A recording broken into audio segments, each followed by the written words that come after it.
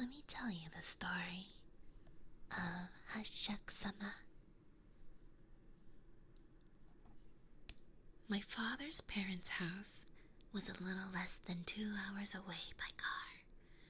It was a farming house, but I liked that sort of thing. So when I started high school and got a bike, I often went on trips there by myself during the summer and winter holidays.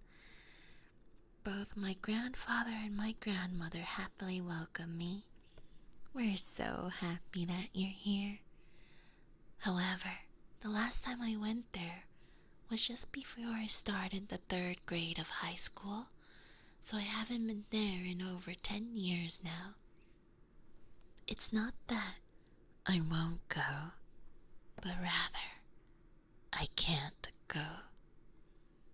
It was the start of the spring vacation, and the weather was perfect, so I got on my bike and went to my grandfather's house. It was still a little cold, but the veranda was pleasantly warm, so I relaxed there for a while. Then, po, po, po, po, po, po, po, po, po. I heard this strange sound. It didn't sound like a machine. It sounded like it was coming from a person. In addition to that, it was kind of like it was both a voiced consonant and half-voiced at the same time. What was that? I wondered. And then I saw a hat over the top of the garden hedge. There's no reason it would have been put up there. Then it started to move sideways, and once it reached a gap in the hedge, I saw a woman. Ah, that woman was wearing the hat. She was also wearing a white one-piece dress. However, the hedge was about 2 meters high. If her head could pop out over the top of that, just how tall was she? I was shocked, but she started moving again and disappeared from view. The hat also disappeared. Then, at some point, the po, po, po sound also stopped. At that time, I didn't think much more of it than perhaps an already tall woman wearing some high-soled boots, or perhaps a tall man dressed up as a woman in high heels. Afterwards, I was in the living room drinking tea when I told my grandfather and grandmother about what just happened. I just saw this really big woman. I wonder if it was a man cross-dressing, I said. They just replied, "Oh yeah?" She was bigger than the hedge. She was wearing a hat and was making this strange sound like po, po, po. The moment I said it, the 2 of them froze, like they stopped moving at the exact same time. After that, my grandfather's face contorted, and he threw a barrage of angry questions at me. When did you see her? Where did you see her? How much taller than the hedge was she? I answered his barrage of questions, and then he suddenly fell silent and went to the phone in the hallway and called someone. The sliding door was closed, so I couldn't hear what he was saying very well. My grandfather was visibly shaken. Having finished his phone call, my grandfather returned. "You'll stay here tonight." "No way, there's no way we can let you return tonight," he said. Have I perhaps done something awful? I worried, but I couldn't think of anything. It's not like I went to see that woman myself. She was the one who appeared to me. Then my grandfather said, "Grandma, I'm leaving him to you for now. I'm gonna go pick up Keisan," and took off in his truck. Timidly, I asked my grandmother about it, and she said in a trembling voice, "It seems you've been possessed by Hashak-sama. Your grandfather's gonna do something about it. There's no need to worry." After that, she told me bit by bit until my grandfather returned. In this area, there is something called Hashak-sama. Hashak-sama took on the appearance of a tall woman. Just like her name suggested, she was about 8 shaku, or feet, tall, and had a strange manly laugh that went po, po, po, po, po. Depending on the person, she might appear as a young woman in a morning dress, an old lady in a formal kimono, or even a middle-aged woman in farm clothes. While her appearance was always different, the things she always had in common were her incredible height, the fact she always wore something on her head, and her strange laugh. In the past, there are rumors of her being a possessed traveler, but nobody knew for sure. She was sealed in this area by Jizol statues, so she's unable to leave. When you are possessed by Hashak-sama, you are killed within a few days. The last time Hashak-sama hurt someone was 15 years ago. I heard this after the fact, but the reason she was sealed in by the Jizol statues was because Hashak-sama could only leave the village by certain paths, and so they are enshrined, the Jizol statues on those particular paths. They were to prevent her leaving, but apparently they were placed in 4 locations, on the boundaries of the east and the west, and the north and the south. As to why they would even try to keep Hashak-sama trapped there, apparently there was an arrangement with the nearby villages where they got, for example, priority to water rights and such. Hashak-sama only appeared to bother people once every 10 or so years, so the people who lived there in the past found it to be an advantageous deal. Even hearing all that, there was no way it could be real, I thought. Of course not. Before long, my grandfather returned with an old woman in tow.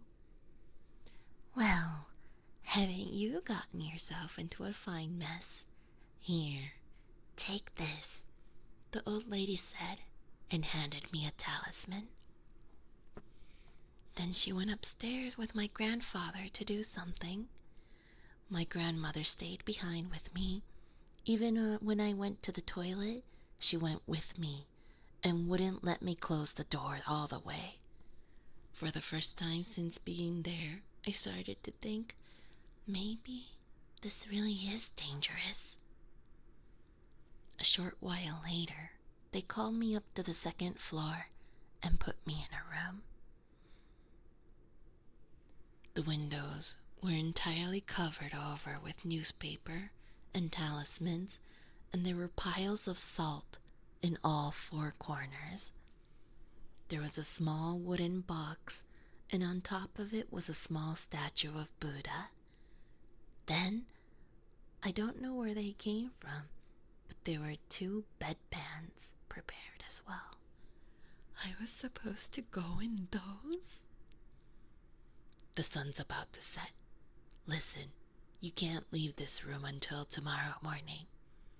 Neither myself nor your grandmother will call you or try to speak to you, okay? You must under no circumstances leave this room until 7 a.m. tomorrow. At 7 a.m., you can come out by yourself. I'll call and let your parents know," my grandfather said with a serious look on his face. I could do nothing but nod silently in agreement. "Make sure you do exactly as was just said. Keep that talisman close as well. If anything happens, go and pray before the Buddha," Kei-san said. They said it was okay to watch TV, so I turned it on. But even as I watched it, my mind wandered, and I couldn't focus. Being locked in the room, I didn't feel like eating the onigiri or snacks my grandmother made for me, So I just got in the futon and lay there, trembling. At some point, I fell asleep, but when I woke up, I don't remember what it was, but some late night TV program was on, and when I looked at my watch, it was past 1 a.m. What an awful time to wake up, I thought, when I heard some tapping at the window glass. It wasn't like a small rock hitting it.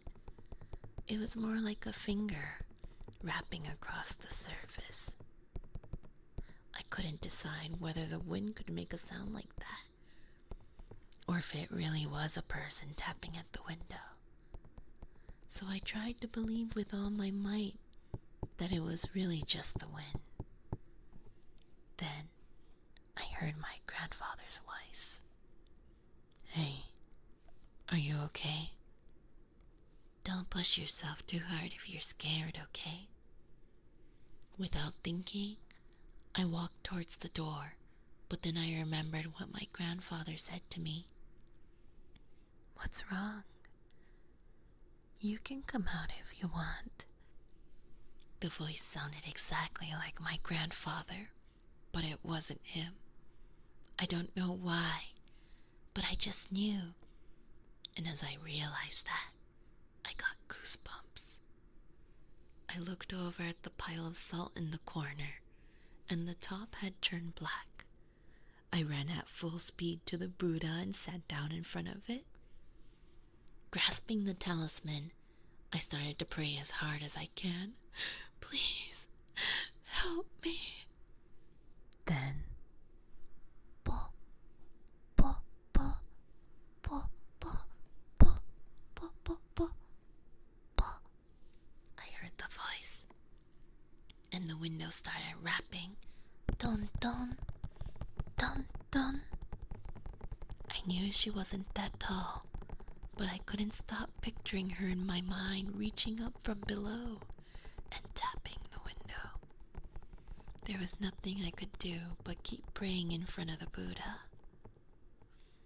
The night felt unbelievably long, but eventually morning came, and at some point, the TV that had been left on started playing the morning news. The time in the corner of the screen said 7:13 a.m. I hadn't even noticed, but both the tapping on the glass and the voice had stopped. It seemed I'd either fallen asleep or lost consciousness. The pile of salt had turned even more black. Just in case, I looked at my own watch, and it said roughly the same time. So I nervously opened the door, and my grandmother and Keisan were standing there, looking worried. My grandmother was crying. "I'm so glad. I'm so glad." When I went downstairs, my father was also there. My grandfather appeared from outside and told me to hurry up and get in the car. I don't know where it came from, but when I went out in the garden, there was a minivan there. There were also several men standing in the garden. The van fit 9 people. I was put in the middle seat. Keisan sat in the passenger seat, and the rest of the men in the garden got in and surrounded me. There were 9 of us in total. I was surrounded in all directions. It's terrible, isn't it? You'll probably be curious, but I want you to close your eyes and keep your head down. We won't be able to see anything, but perhaps you will. Until we say it's okay, just keep your eyes shut. An old man in his 50s, sitting to my right, said to me. Then, my grandfather got in his mini truck to take the lead, followed by the van I was in, and my father followed in his car as we set off. The line of cars drove rather slowly. They probably weren't even going over 20 kilometers.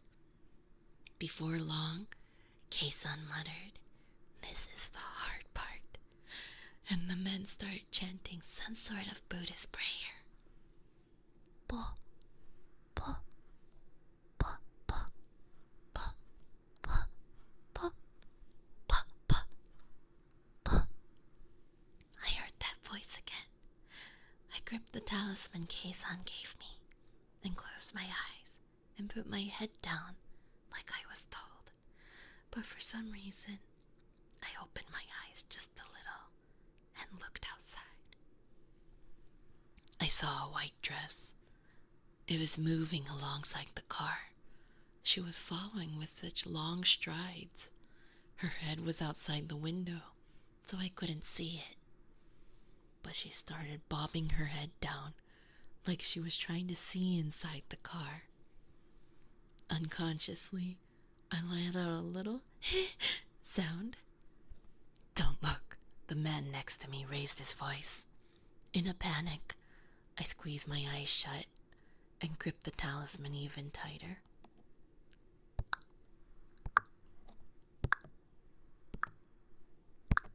A tapping sound on the window began. The people in the car around me also gasped in fear. Even though they couldn't see her or hear her voice, they could hear the sound on the window. Keisan started praying even harder. Finally, when I thought the voices and sounds were done, Keisan said, "We got away."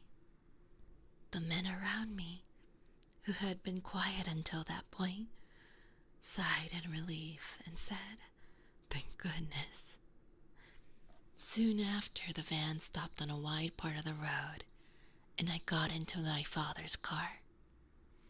As my father and grandfather bowed to the other men, Keisan came over and said, "Show me the talisman."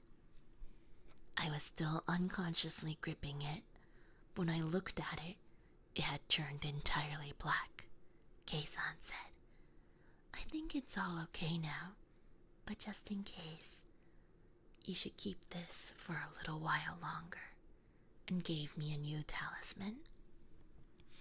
After that, I returned home with my father. A few days later, my grandfather and one of his neighbors brought my bike back. Apparently, my father also knew about Hashak-sama, and he told me about one of his childhood friends who was possessed by her and then killed. He even knew of people that had to move away and live in other places because of her. The men who rode in the car were all related to my grandfather in some way, which meant that they were all very loosely my blood relatives as well. Of course, my grandfather riding in the front and my father riding in the back were connected by blood as well, so they were all meant to confuse Hashak-sama somewhat from me. My father's brothers were unable to come over in a single night, so they gathered whatever blood relatives they could, no matter how loosely related we were. But of course, it was still impossible to get so many men together so quickly, and thinking it much safer to leave during the day than at night, I was imprisoned in that room for the night. In a worst-case scenario, apparently, both my grandfather and father were prepared to sacrifice themselves for me to escape as well. Now, as I explained above, I make sure not to go back there anymore. After I returned home, I spoke to my grandfather on the phone and asked him if he spoke to me on that night, but he said he didn't. So it really was. I got chills down my spine thinking about it again. Hashak-sama targeted youths yet to come of age, and children often saw her as well. When youths and children are feeling extremely anxious, and they hear the voice of someone from their family, I think they quickly let their guard down. 10 years passed, and just as I was about to forget those events, something terrible happened. The Jizul statues keeping Hashchak-sama in the village broke. It's the one on the road leading towards your house, my grandmother told me over the phone. My grandfather died 2 years earlier, and of course, I wasn't able to go to his funeral. Even when my grandfather was no longer able to get out of bed, he said for me to not come. Even now, as I'm telling myself that it's just a superstition, I find myself getting more and more worried when I think about hearing that pull, pull, pull, pull, pull, pull, pull, pull, pull voice again. Why do you look so scared? Don't worry. It's just a story.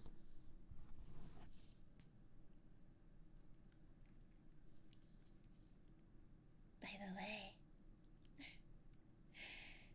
thanks for inviting me into your house.